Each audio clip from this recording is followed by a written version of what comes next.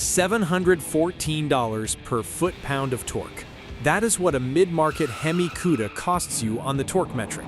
490 foot-pounds of twist from the 426 Street Hemi, and you are paying more per unit of torque than any other car in this entire series.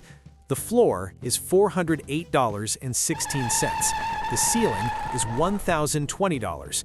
There is no version of this transaction that makes mechanical sense. We found a 1973 Buick with 455 foot-pounds of torque for $44.40 per unit. Same era, same street, completely different math.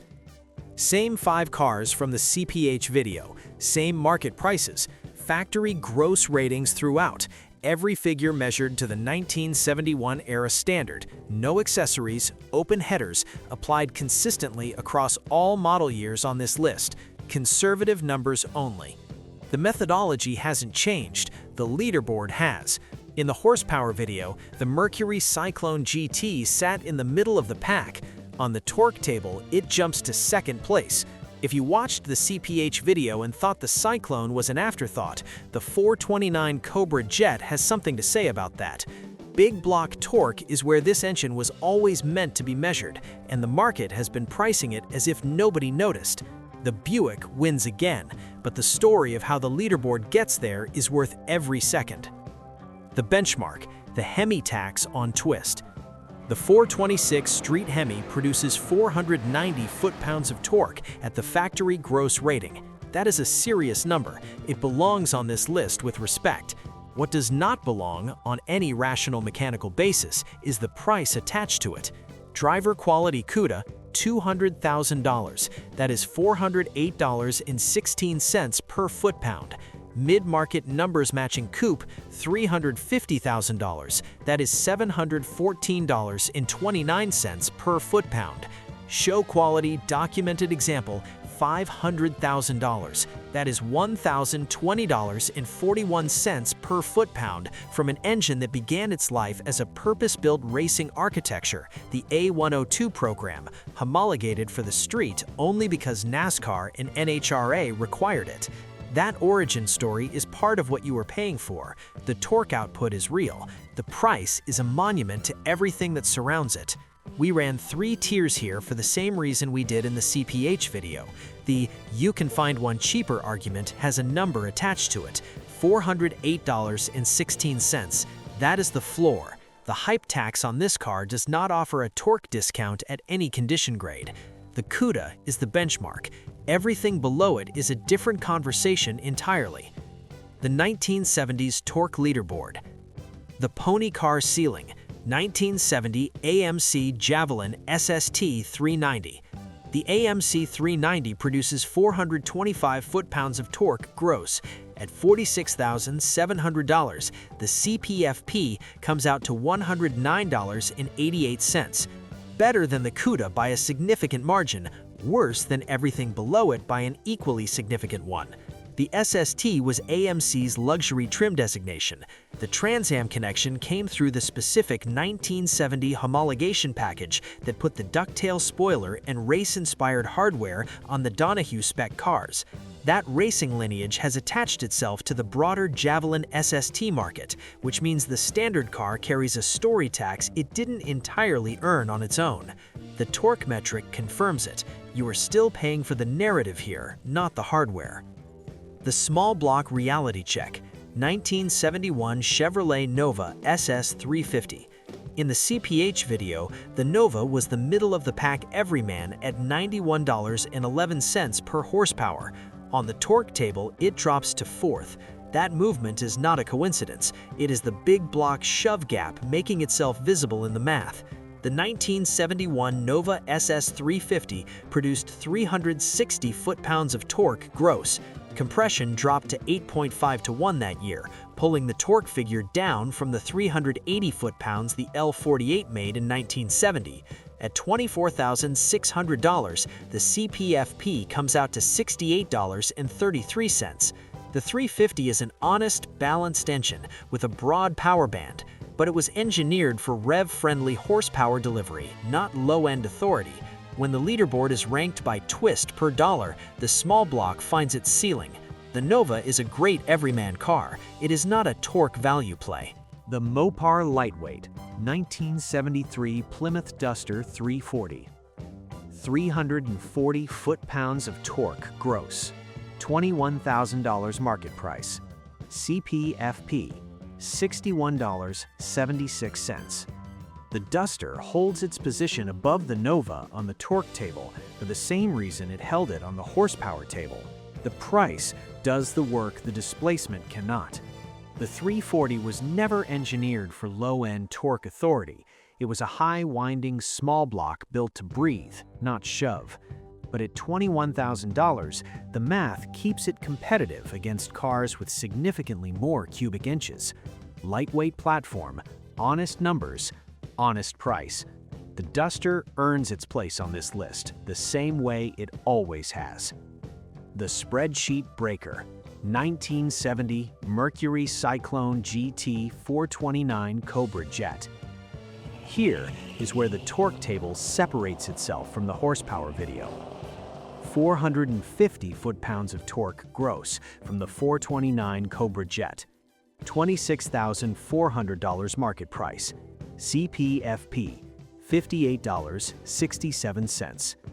The Cyclone jumps from mid-pack in the CPH video to second place here, and the reason is exactly what you would expect from a big block designed to make power low in the RPM range. Ford built the 429 Cobra Jet for sustained torque output, not peak horsepower theater. The curve is broad, flat, and available exactly where street driving lives. At $58.67 per foot-pound, you are buying the same basic rotating assembly that powered factory entries at Daytona and Talladega. The Mercury badge continues to be the most underpriced fender stamp in the 1970s collector market. Same engine family as the Torino, different name, completely different price. If you watched the CPH video and slept on the Cyclone, the torque table just woke you up. The Torque King 1973 Buick Century GS 455 Stage 1. $44.40 per foot-pound of torque. 455 foot-pounds gross from the ZA code Stage 1 455. $20,200. That is the lowest cost per foot-pound on this list, and it is lower than the Jetstar 1 posted in the pre-smog torque video, which means the Buick Century GS is now the most efficient torque purchase across both eras in this entire series.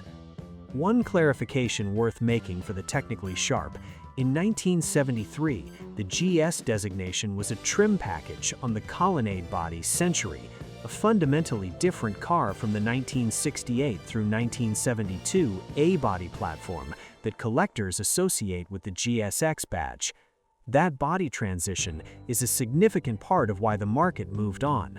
The 1970 GSX is a known commodity, and 1973 Century GS is not. But the ZA code engine that powers it traces directly to the same Stage 1 development program, same cam philosophy, same cylinder head priorities, same low-end torque focus that made the GSX legendary. The fact that this ZA code engine ended up in a Century body rather than a GSX is the only reason it trades at $20,200. The Colonnade body killed the resale value. The Stage 1 455 didn't get the memo.